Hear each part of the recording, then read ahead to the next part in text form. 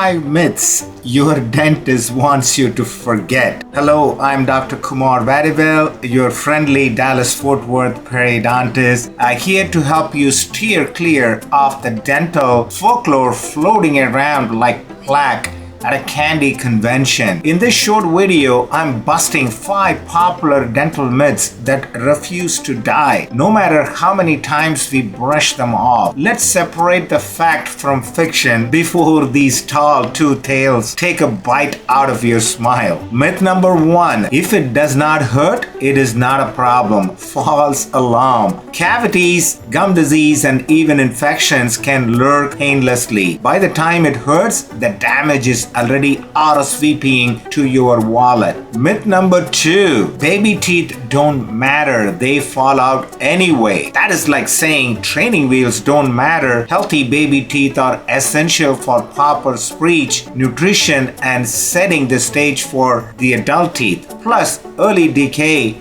is a lifelong dental drama. Myth number 3. Diet soda is safe for teeth. Sure, it is sugar-free, but diet sodas are still acidic enough to erode your enamel.